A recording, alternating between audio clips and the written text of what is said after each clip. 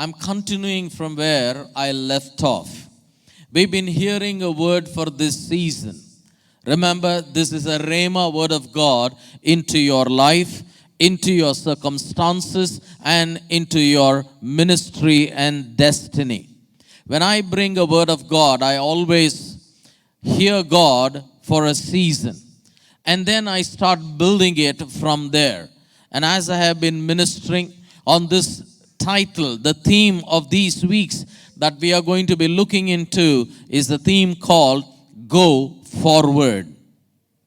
But in this Go Forward, the second week, I talked about how when we are going forward, it is very important that we go inside what God has prepared for us. And then Pastor Raymond shared with you the word last Friday because I was out of the country. But here I am back, and I would title my sermon for today in this series of Go Forward as Mind Your Mind. Now, this word, mind your mind. Let me give you a brief so that you will understand where I am taking you with this sermon. You know, one of the things that I always pray for when I am preparing a sermon is, God, let the people be attentive hearers. Let them understand what you are speaking to them. And I also pray more than the first 2 points. Finally, I pray, let everybody apply the word that I've heard into their lives. When I say mind your mind, I'm talking about not your brain, but I'm talking about your soul. That's the second mind in my sermon title. But the first mind, it has multiple meanings. But the context where I am using is, it simply means take care of your mind. The sermon title which says mind your mind simply means, hey guys, you need to be careful. You need to watch and you need to carefully take care of your mind or your soul here. When you read 1 Thessalonians chapter 5 and verse 23, the Bible there talks about 3 things about us. It says in chapter 5 and verse 23, and the very God of peace sanctify you completely, and I pray that your whole spirit, soul, and body be preserved blameless unto the coming of the Lord Jesus Christ. God is not only interested in your spirit or healing your body, God is equally interested in your soul. And today, as I bring the word to you, titled Mind Your Mind, the next week I will be bringing another word titled Mend Your Mind. Today we are going to take care of our mind, but the following week we are going to see how we can correct our mind. You may be wondering by now why it is so important to take care of our mind and to mend our mind, and I want to bring you straight into the Word of God. When the Bible talks about your spirit, the word used there is a word in Greek called pneuma. Then when the Bible talks about body, it talks about soma, the Greek word. That means it is talking about your physical body. But then when the Bible talks about mind, a Greek word is used there called suke. I'm just mentioning these words because repeatedly today and the following Friday, we will be going back. I will not anymore talk about a spirit or a body because I am talking about our mind, because whether we rise or fall, whether you win or lose, whether you enter inside what God has prepared for you or no, everything is dependent on the state of your mind. I made a very important statement, and it is true to the word because I will expound it to you from the word of God. Everybody sitting here, you are a seed. Within your seed is a tree. Within the tree are multiple fruits. Within every multiple fruit could be a single seed or multiple seeds. You can never estimate how many trees are in a seed. You can count how many fruits may be there on a tree, but you can never count how many potential trees are there within a seed. You may count your blessings, but you can never count or measure the God potential in the inside of you.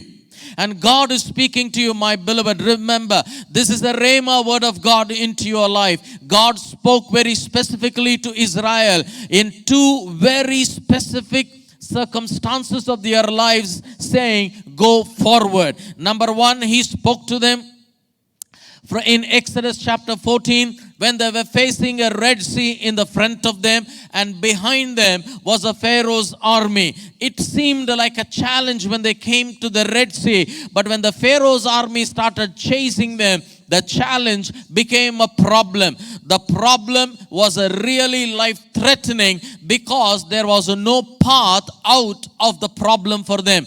They had a problem, they had no path, but all that they needed to do was go back a few verses.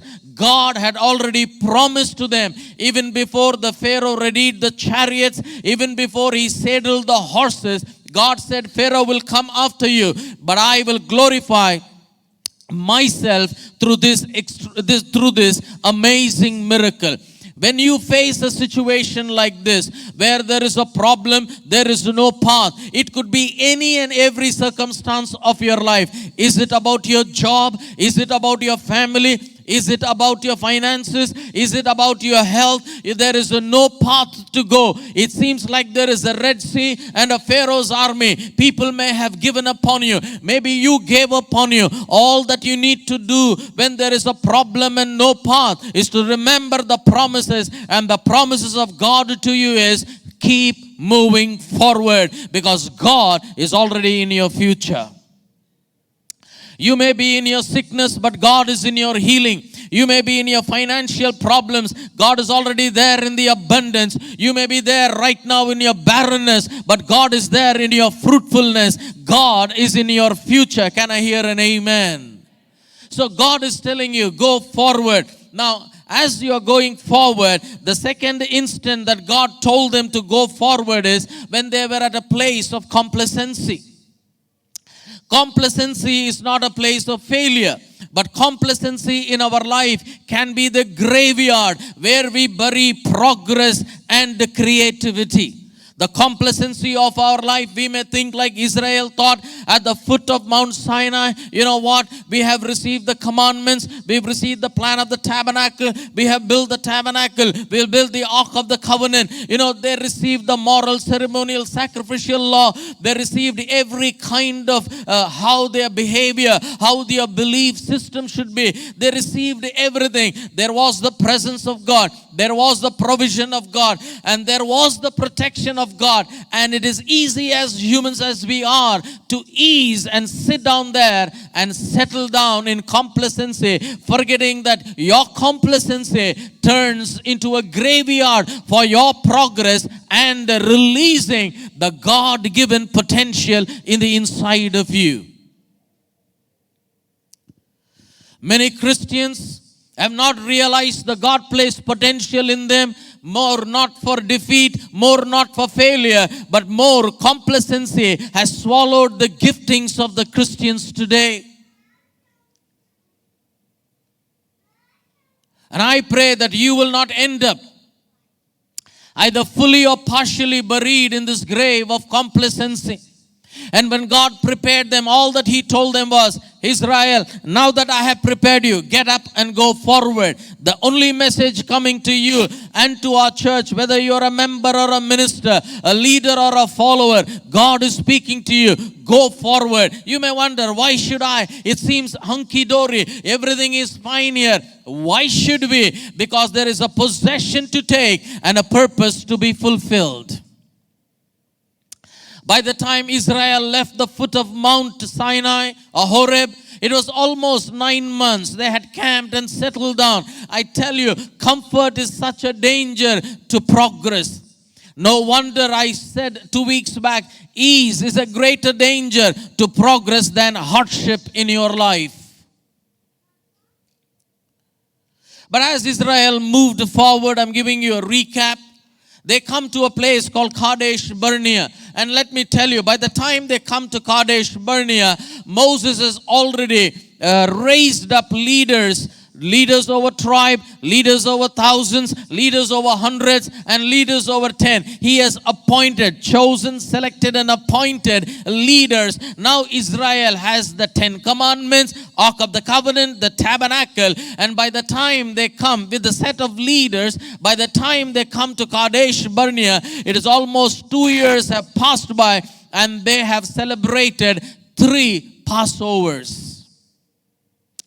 Many a times we don't understand why God initiated the Passover. When they would eat the Passover, they had to declare, they had to remember with what a mighty arm God delivered them from Egypt and brought them. That means 3 times in a pace of 2 years, they remembered the mighty deliverance at Egypt. They saw at every step and turn miracles, stupendous miracles, supernatural miracle.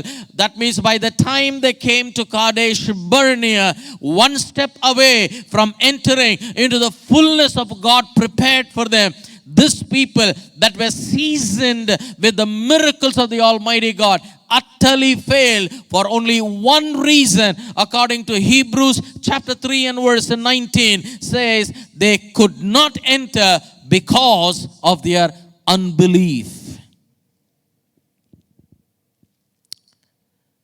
Pause and think for a while. How could there be such unbelief in them when they have seen the pillar of fire, the pillar of cloud, amazing miracles with their naked eyes?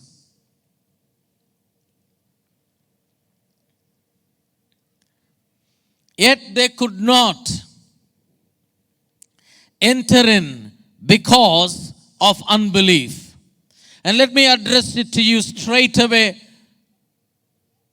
as honest as I can be, people, everyone who is listening to me. God has saved you, and God has a mighty, amazing plan in your life. You may have not seen it, doesn't change it. You may have not understood it, doesn't change it. You may have not responded to it, doesn't change it. But God sees you as a nation changer. Can I hear an amen? God sees you as a blessing unto the nations of the world. Can I hear an amen? I am talking the word of the Almighty God.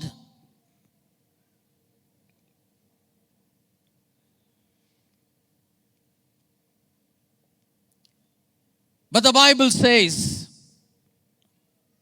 Israel could not enter because of unbelief. But I want to go a little deeper here. When you read Numbers chapter 33, correlating to Hebrews 3:19, the Bible tells us there, these leaders who were appointed, they went into the promised land, and when they returned, this is the report they brought, and the Bible calls it an evil report. Can you imagine? It is not talking about witchcraft or sorcery or black magic. A mere unbelief, words of unbelief can be termed as evil in the presence of God. Because with faith you will please God. But with unbelief it becomes an evil report. But let me take you a little deeper here. Because I pray that every one of you, I'm so thankful to God for Raymond, Mercy, and Sneha, and the others from Bellary who did it, this course. But especially as Pastor Raymond brought the teachings, the amount of testimonies I have heard, what a blessing this series on families was. I want to thank God. Somebody saw the potential. Somebody gave a little push, because even eagles need a push. And today our eyes are seeing the blessing. And God spoke to me, son, what Raymond is doing locally, one day you will find him doing it globally. If you believe, say a good amen. I believe in it very strongly. And many of you are seated here. You have not entered into the full potential. And if you are wondering, how can I? Let us look into the Word of God. In Numbers chapter 13, verse 33, we are saying unbelief is only a mere symptom. But we are looking at the real disease that hinders you from entering inside. I'm not saying this is the only reason, but this becomes one of the main reasons. In Numbers chapter 33 and 13 verse 33, they said, there we saw the giants, the sons of Anak, and we were in our own sight as grasshoppers. Now I want to dwell here for a little while. These so-called leaders, these so-called tribe leaders, they went faithfully to spy the land. And I told you last time when I was speaking, spying the land was not a God idea. It was an idea of the people to which Moses succumbed, exactly like the kings of Israel. It was not the perfect will of God for Israel to have a king. In his permissible, God allowed them. In spite of a permissible, God chose certain kings to rule Israel, because that is what people settled to second best. And I pray today that you will not settle to any second best in your life, but you will always aim for the best what God has prepared for you.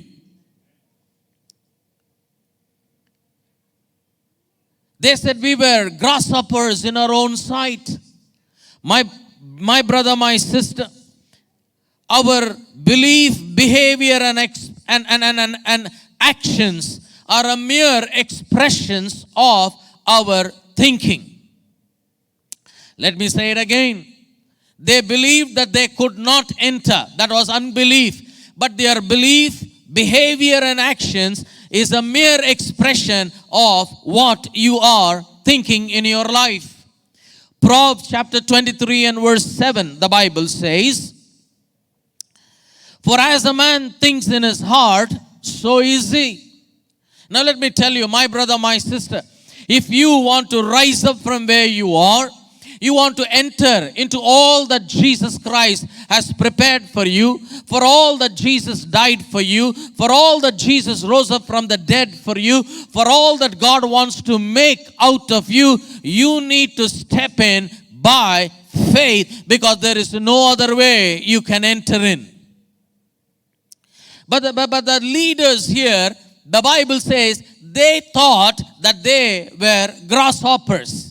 That's the point. They had the position, they had the title, they had a lot of entitlement, but that never made them leaders. Listen to me. As leaders, we may not have faith, but as leaders, we definitely have influence.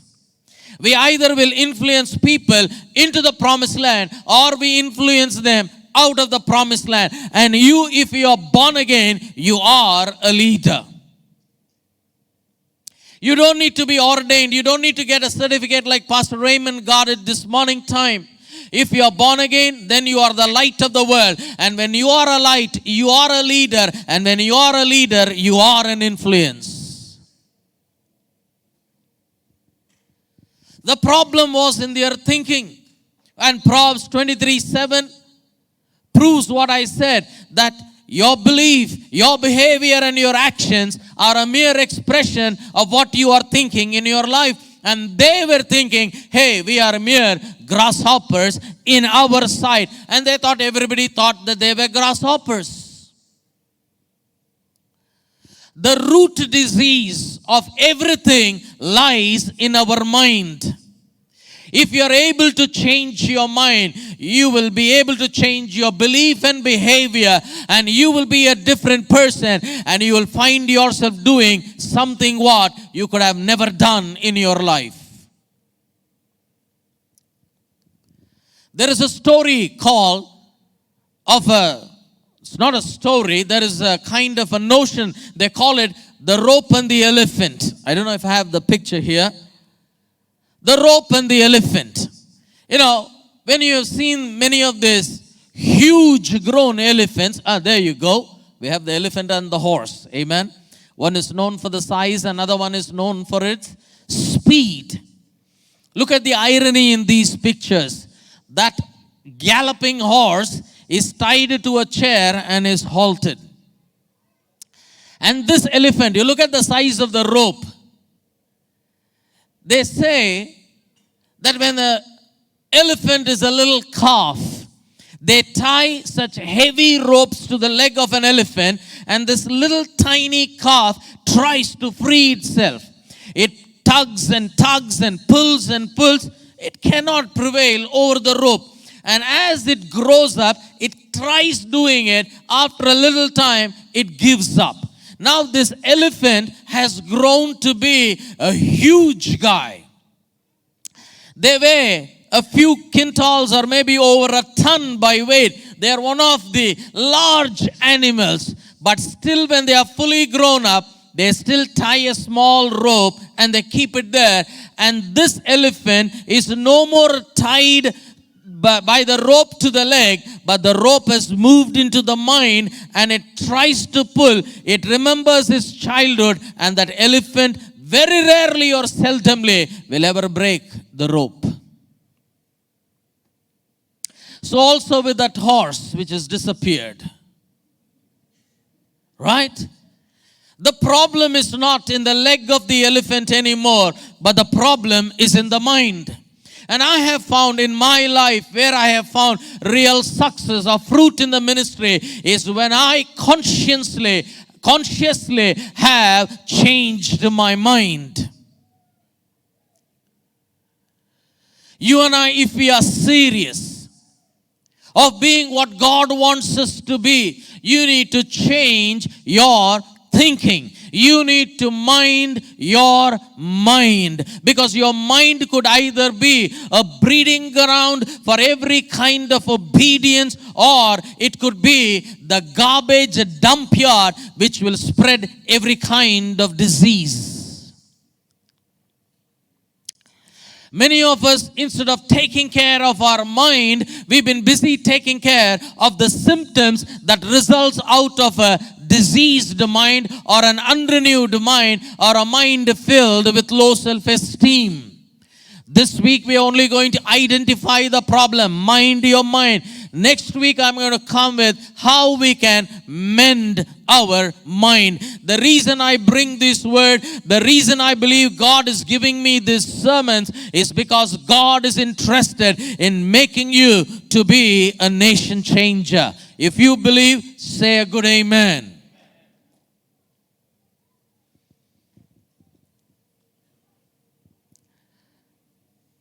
You know, when you look at a garbage bin, a huge garbage bin, not a tiny whiny what you have in your home.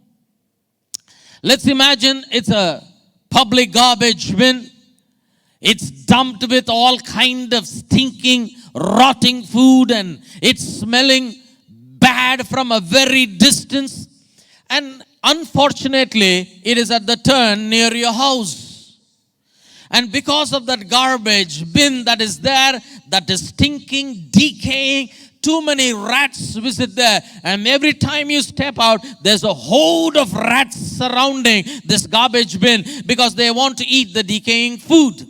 And you are allergic to the rats. And every day you go and you hunt down every single rat. You kill all of them and you are the victorious warrior. Can I hear an amen? But then, when you wake up the next day, hoping to see no rats, you are disappointed because you see double number of rats there. And you again go, the rat hunter, you kill all the rats again, double the number, and you are coming back victoriously. Your wife is so elated about you, and then you sleep thinking, you will find no rats the next day. Unfortunately, you find a larger number of rats there. Until a wise man comes and tells you, you know what? The real problem is not the rats. If you want to get rid of these rats that are perpetually coming, rats are a mere symptom. He says the real disease is in that garbage. He said if you can move the garbage bin away, then you will find no rats.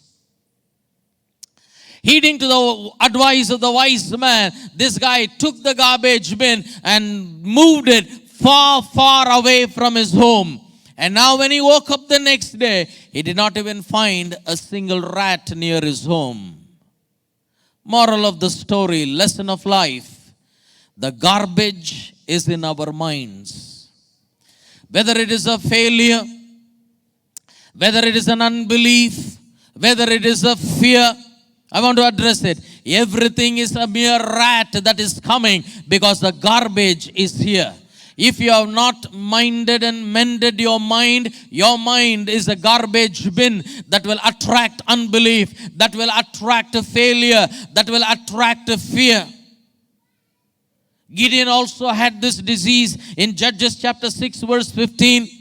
When the angel appeared to him and said, you are a mighty warrior. I am standing like an angel and saying, hey, you are a nation changer. You can be a home leader. You can be a worship leader. I prophesy. You can be an evangelist. I prophesy. You can be a prophet. You are wondering, hello, Pastor Srini, are you talking about me? Sorry, wrong number. No. It is never a wrong number. And you know what? Gideon refused to go.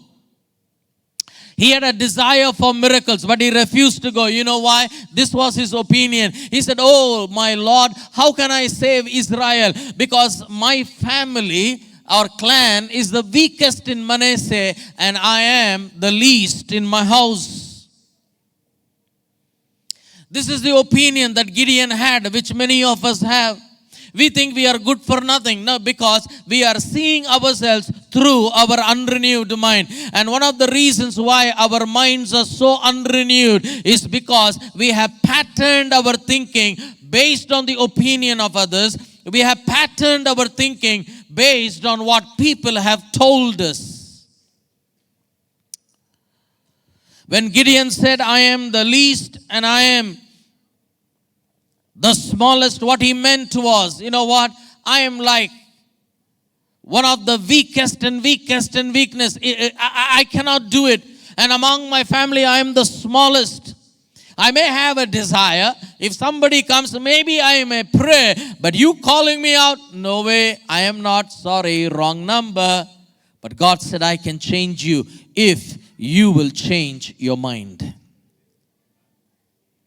Good place to say an amen.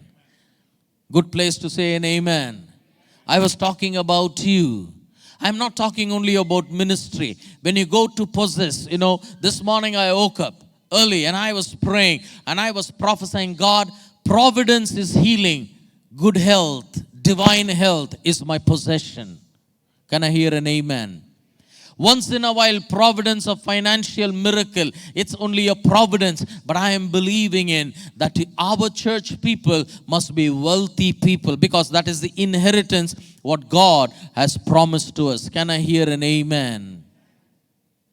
A prayer answered here, a prayer answered there is a mere providence. But you being a blessing into the nations is your possession. Can I hear a better amen? I'm talking about you. Your businesses must prosper. You must prosper where you are working. And your company must prosper because of you. Come on, let me say it again so that I'll get a better amen. Whichever company, either you own the company or you're working for a company, it must prosper because you are there. Can I hear a loud amen? When Egypt could prosper because of Joseph, why not your tiny, whiny company, man? An entire nation prospered because of Joseph. But here, I'm talking to you that if only we will understand the problem is in our mind. When Gideon stopped believing that he was weak and he was small, and when he believed that he was a mighty warrior and started walking in the ways and the word of God, what happened is Gideon became a mighty national leader and Gideon became a victorious warrior. The problem, you're not able to pray, the problem is in the mind. You're not able to prosper, the problem is in your mind. You're not able to obey God, the problem is in your mind. You're disobeying God, the problem is in your mind. You're not able to live a holy life, the problem is in your mind. You're not able to get involved in the ministry, the problem is in your mind. That's the garbage that we are carrying.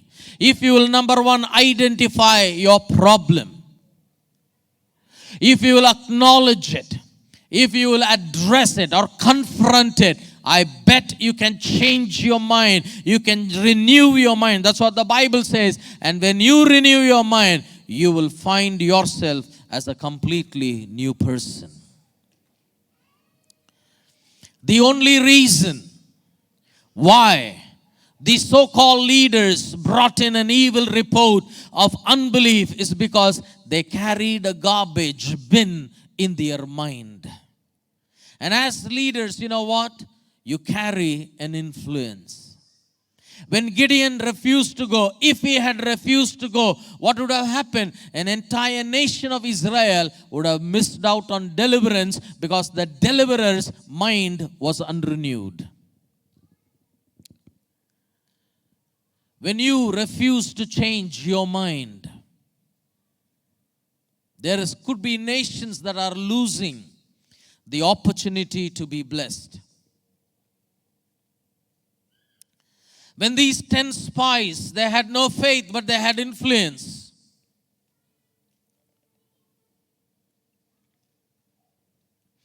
They came with an evil report. What was the result of that? The consequences of that? Not only they did not enter the promised land, not only they could not possess, not only they could not fulfill the purposes of God, and they influenced an entire generation.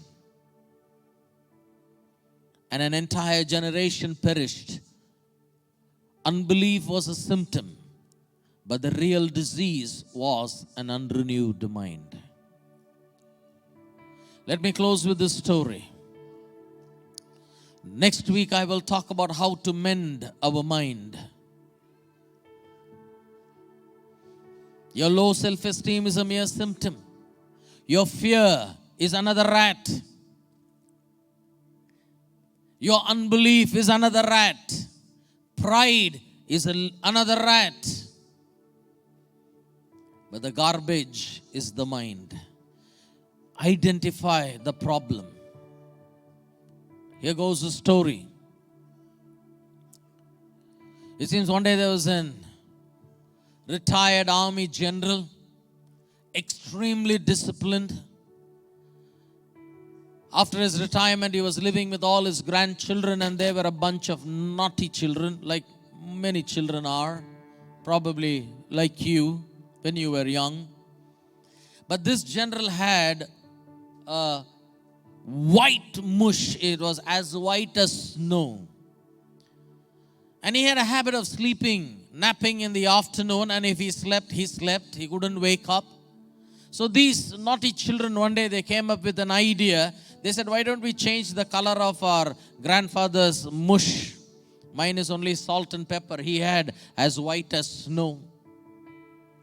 So they did not know how to change the color. They only knew a black polish. You know this wax polish?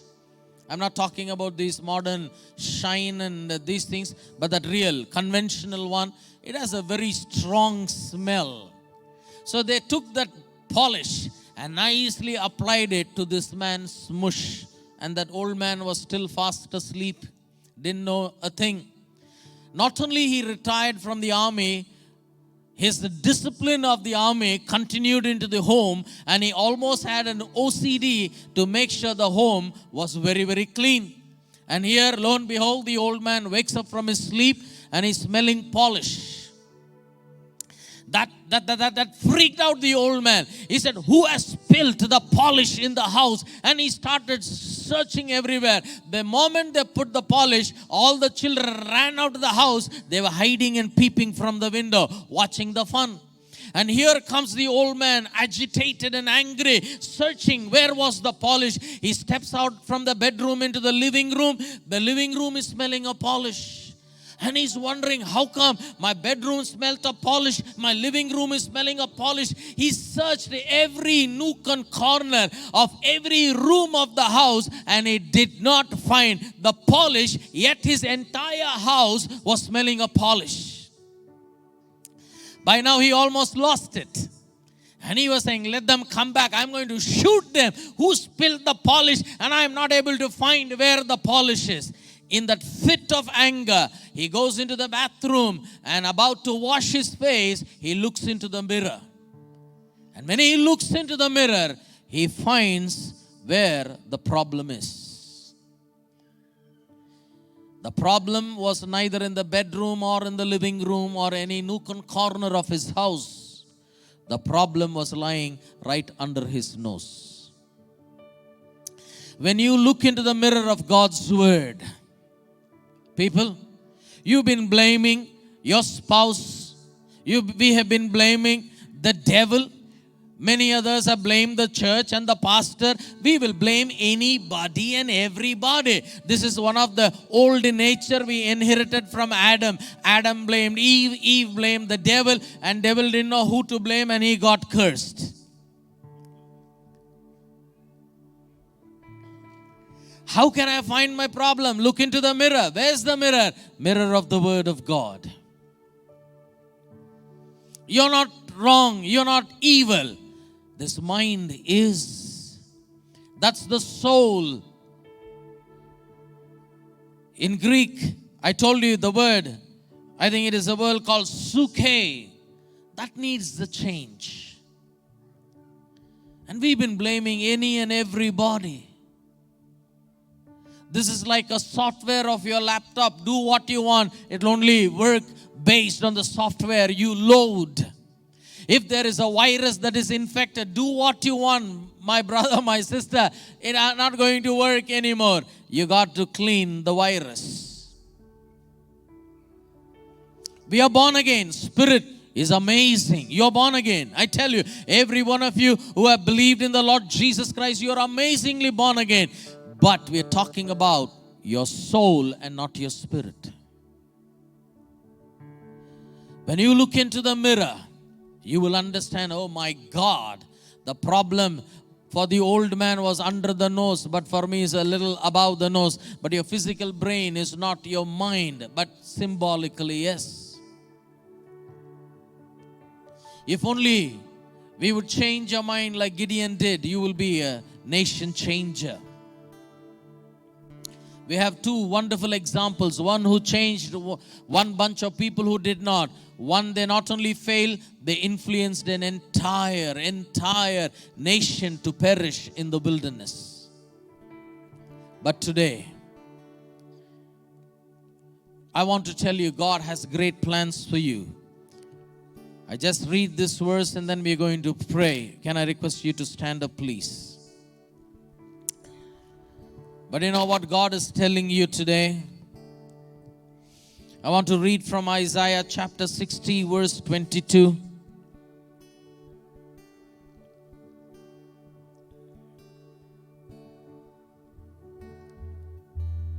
A little one shall become 1,000, a small one, a strong nation, and I, the Lord, will hasten it in His time. Let me paraphrase this for you. This is about you. God is saying, a little one of you will become a tribe. A small one of you will become a strong nation. And that word hasten in Hebrew, if I have to translate it properly, it says, and I will watch over my word alertly and actively to fulfill that in your life. Every one of you carry a great potential. When there is garbage in your mind, when you hear words, it will corrupt it further. But how to mend it? Coming Friday. Don't miss it. Don't miss it. We only diagnose the problem. Next Friday we will mend our mind and you will soar like an eagle. You will be what God made you to be. You will not fail at Kadesh Barnea. You will soar like an eagle. You will not live in unbelief or fear. You will not live in failure or in barrenness. Every one of you are here and who are listening to me online. You will be a tribe and you will be a strong nation. We will enter for the possession and we will fulfill the purpose. As every eye is closed this morning, I want you to just close your eyes. I want you to meditate and tell God, like that old man looked into the mirror and realized where the problem was. He thought the problem was external, but the problem is internal. Lift up your hands, if you will, in the presence of the Almighty God. I sense a presence here. Your mind needs renewal. If there are chains that needs to be broken, the rope is no more in the leg of the elephant. The rope is in the mind of the elephant. In the same way, your mind needs renewal. If there is bitterness and anger, unbelief and pride, all these are because of the unrenewed mind. And today say, hey God, I come to you. I realize that I need to take care, mind my mind. That's why the Bible so categorically says, renew your mind. Renew your mind is not an option, but a command and my responsibility. Renewing of mind is not the responsibility of God. Saving your spirit, healing your body is God's responsibility. Renewing of your mind is your responsibility. Hallelujah. I potentially see nation changes here. I see you being used in the nations of the world. I see you as a mighty warrior. I see you as a national leader. I see you prosperous. I see you in divine health in the name of the Lord Jesus Christ. I see you as a tribe. I see you as a nation in the name of Jesus. Hallelujah. Let us pray. Father, in the name of the Lord Jesus, we hold on to your promise. That word is still reverberating in our ears. Go forward. But we can never go forward or go inside with an unrenewed mind, because that's a disease that will corrupt every belief and behavior. The grasshopper was in the minds of the people. I am weak and I am small was in the mind of Gideon. I pray today, as people realize, they will look into the mirror of the Word of God. They will replace every thought of man and devil with the thoughts of the Almighty God. I pray that you'll initiate a deliverance, Lord. This time I'm not praying for a mere providence kind of a thing, like a possession, Lord, that they will be like Joshua, who had a good success and who was prosperous in entire life. I am praying for wealth. I am praying for divine health. I am praying for prosperity. I am praying for blessings through their lives in the name of the Lord Jesus. I pray, Holy Spirit, you will grip our hearts, Lord, that we will realize that we have a responsibility to mind our mind. God, I pray that you will touch everyone who is here in person and those who are hearing me now or later, that, Lord, with a renewed mind, we'll not only be blessed, but we will be a blessing in the terms that you tell we will be. We give you all the glory. In Jesus' name we pray. And everybody said aloud, amen. Come on, people. Put your hands together. Give a wonderful God bless you. Amen. Amen. Amen. Hallelujah. God bless you all. Come prepared for next week. I'm going to take you deeper into the Word of God.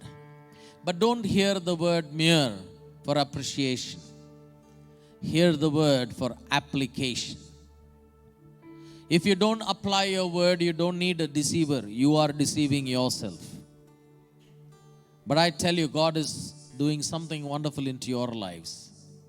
When your mind is renewed, just imagine, you're going to be amazing. You will be everything that God ordained you to be.